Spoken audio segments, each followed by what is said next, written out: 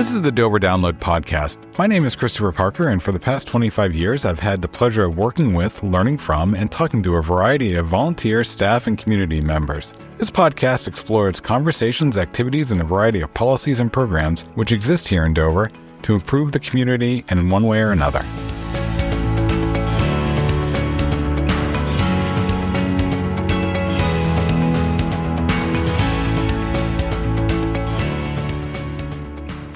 Hi, everyone. I'm Mike Gillis, Director of Media Services for the City of Dover, and welcome to the Dover Download Podcast. Chris is away this week, so you're stuck with me for this episode. I'll try to keep the damage to a minimum. As we do each month, I'll be walking through some of the major items that came up during Dover's public meetings in May. So, let's get started with the City Council. The City Council had 3 meetings in May, a workshop on May 6th, and regular meetings on May 13th and May 27th. The May 6th workshop focused on 2 larger topics, housing and the dredge cell at Maglaras Park. On housing, Planning Director Donna Benton and Assistant City Planner Abby Muirhead gave the Council an update on the city's housing work and the recommendations from the Ad Hoc Housing Committee. The broader message was that housing remains one of Dover's most important long-term issues. The presentation covered Dover's current housing stock, home prices, rental costs, vacancy rates, public housing resources, housing vouchers, community development block grant programs, and the status of the recommendations that came out of the Housing Committee. So a few points stood out. One, that Dover has a more varied housing stock than many communities, with single-family homes, 2-family homes, 3- and 4-family homes, larger multifamily buildings, and manufactured housing. That diversity gives Dover some flexibility, but it does not solve the affordability problem itself. The workshop also made clear that both the ownership and rental markets remain difficult. The presentation noted that the median home sale price in Dover in March was above $570,000, and that a typical 2-bedroom rental required an income of about $90,000 a year to be considered affordable under the standard 30% rent burden measure. Staff also talked about Dover's existing housing tools, which include transfer of development rights, density bonuses, flexible accessory dwelling unit regulations, mixed-use zoning, public-private partnerships, tax increment financing districts, and participation in the state's Housing Champion program. This is one of the topics where there is no single solution. It is zoning, infrastructure, land availability, construction costs, interest rates, state policy, local policy, and regional cooperation all at once. The second half of the May 6th workshop focused on the dredge cell and Maglaras Park. City Engineer Jill Semprini and Deputy Community Services Director Ken Mavrigeorge reviewed the history of the dredge cell, the park area, the environmental and permitting issues, and the plans for closure and redevelopment. The City Council did not take final action at the workshop, but the discussion set up later decisions about the next steps in the project. At the May 13th regular meeting, there were a few items worth highlighting. The Council recognized Bob and Cindy Shaw and the Shaw family for more than 40 years of Riverbend Pizza and Subs. For many people in Dover, myself included, Riverbend was much more than pizza and subs. It's one of those neighborhood spots that became part of people's routines for their families and made plenty of memories. City Council also recognized Ride the Robotics team for representing New Hampshire at the inaugural United States Governor's Cup and Fort STEM outreach work. On the business side, the Council approved a number of infrastructure, lease, and procurement items. One notable item was the additional scope of work for the dredge cell closure with Verdontis. The city's entering its final phase of closing and capping the Dover Landing Cochecho River dredge cell, a project that has been active for more than 16 years. The additional $25,000 change order was tied to new state permitting requirements from the New Hampshire Department of Environmental Services. Council also acted on the NEBI Park pavilion operator or tenant. Staff recommended Cochecho River Recreation, with the proposal framed around public waterfront activation, year-round programming, placemaking, and public access. So the lease covers vendor and storage space within the NEBI Park Pavilion, access to the common areas in the adjacent plaza, and seasonal operations beginning this summer.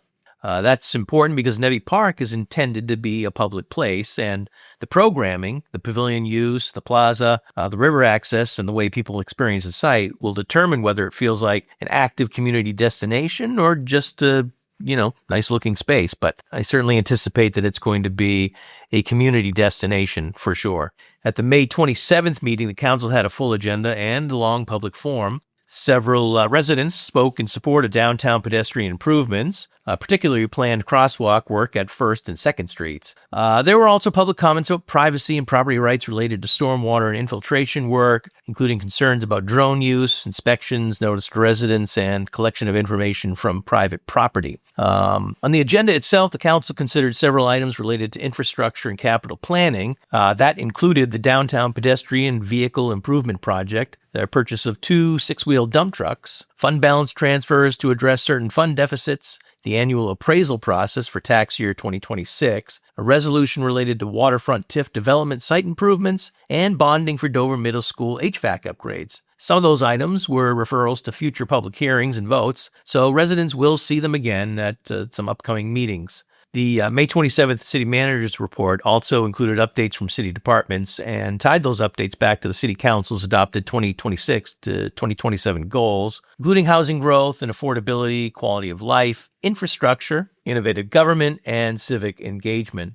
These updates are included in the city manager's monthly reports to the city council each month, and for residents looking for some really interesting information, check out that. It's included in the agenda with each council meeting where that report appears. Moving on to the planning board. The planning board met twice in May, on May 12th and May 26th. The May 12th meeting had 2 main items. First, the board reviewed a site plan amendment for TD Bank at 29 Weeks Lane. The request was to add a second ATM and increase lighting around the ATM area. The lighting required a waiver because the proposed levels exceeded the city's standard parking and area lighting ratio. The applicant explained that the higher lighting level was intended for safety and security around the ATM area. The board ultimately approved the waiver and the site plan amendment with conditions. The second item was a compliance hearing at 566 6th Street. That project has previously been approved as a minor subdivision using transfer of development rights, or TDR. The issue in May was not the original approval itself, but whether work on the site complied with the approved conditions, specifically a 30-foot no-cut buffer. Staff found that 5 trees had been removed within the no-cut buffer. The city chose to work toward compliance rather than immediately pursue fines, in part because there was cooperation from the property owner and evidence that some of the trees may have been affected by the foundation work. The unresolved question was how the buffer should be restored. The board at that meeting continued the issue to the May 26th meeting, and at that meeting, it approved a path forward. The applicant had brought in a New Hampshire landscape architect, and the plan called for replacement trees, an additional tree as a safeguard related to the tree near the buffer line, and restoration work tied to the grading and fill before a certificate of occupancy. The board also required additional review before a tree on or near the buffer line could be removed. The May 26th Planning Board meeting also included a conditional use permit for 63 6th Street. The applicant proposed foundation and bulkhead repairs, regrading, and a permeable patio within the conservation district near Berry Brook. The work was intended to address water infiltration and stabilize an older home. The board discussed erosion controls, native plantings, and the fact that the work was close to the brook. Finally, the May 26th meeting included discussion of the Uncommon Drive and Back River Road cottage-style development. During citizens' forum and board discussion, residents had raised questions about screening, ownership, affordability, displacement of existing residents, short-term rentals, stormwater, parking. Moving on to the Zoning Board. The Zoning Board of Adjustment met once in May, on May 21st, and had 4 variance requests. The first was for 260 Dover Point Road. The applicant requested 3 variances to allow a future subdivision for a new single-family home. The requested relief involved frontage for both proposed lots and the city's maximum build-to line. Staff supported the request, but noted that the build-to line issue was tied to the desire to retain an existing driveway, and that the applicant would still need planning board approval for the subdivision. The second item was 15 to 17 New York Street. The applicant there requested variances to reconstruct a 2-family dwelling on the footprint of a previous building. The former structure had been damaged beyond repair by fire and later demolished. Because the 12-month reconstruction window had passed, zoning relief was needed to rebuild on the prior footprint, including relief for side setback and lot coverage. Staff supported the request, noting the lot was already highly nonconforming and similar in character to nearby lots. The third was for Long Hill Road, where the applicants requested relief from the maximum build-to line to construct a single-family home farther back from the road than the ordinance allows. And the fourth was for 53 Cataract Ave, where the applicant requested 4 variances to subdivide the parcel into 2 lots, each with less frontage and less lot area than required in the R12 district. And just to note, the zoning board can sometimes feel very technical because, well, it is. Variances are not the same as planning board approvals. The zoning board is deciding whether relief from specific zoning requirements is justified under the legal criteria. In some cases, a ZBA approval only allows the applicant to move on to the next step, such as planning board review. And it's a distinction that I suppose matters because a variance does not always mean a project is fully approved. It often means a specific zoning obstacle has been addressed and that the project may still need additional review.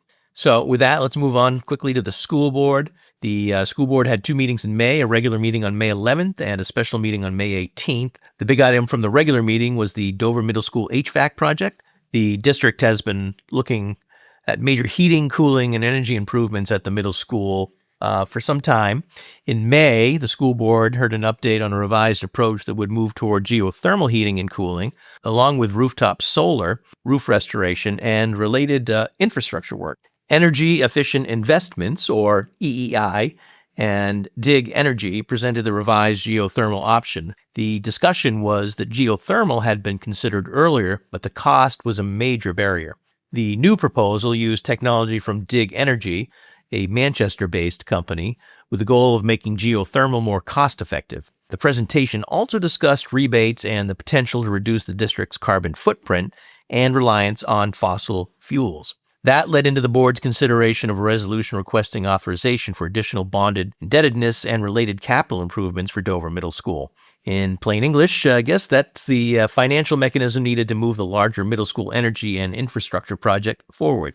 There were also several operational items, including the consideration of a memorandum of understanding with the Seymour Osmond Community Center for the Woodman Park After School program, job description revisions for stipend positions, fiscal year 2027 general assurances, a district printer and copier bid award, and bid waivers for the ongoing assessment project in district transportation and facilities maintenance. The ongoing assessment project, or OGAP, was tied to math professional development. The district's materials noted that winter benchmark data showed 68% of students in grades 2 through 8 meeting Tier 1 expectations in math, with gaps in foundational areas like number sense, operations, fractions, and proportional reasoning.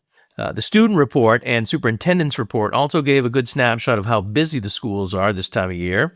There was AP testing, the high school junior prom, the Best Buddies and Unified Prom, drama productions, the Dover High School Art Walk, the Junior ROTC Awards, and other spring events, and of course, graduation, which is this Thursday at 7 o'clock. And just a quick note, the May 18th special school board meeting was short and focused on personnel. The board approved resignations in several nominations, probably the biggest being the appointment of a new business administrator who replaces Mike Lamani, who is leaving later this month.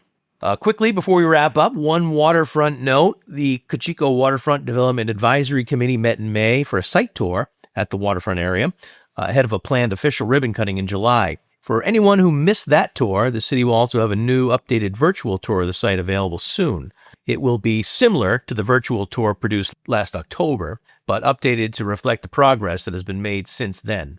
That progress is obviously becoming much easier to see now. The pavilion, the plaza, the bulkhead work, streetscape improvements, and private development are all really coming together, with some of the, of course, living space already occupied and some of the businesses already open, which gives a real clear sense of what the area is going to feel like once it officially opens to the public next month.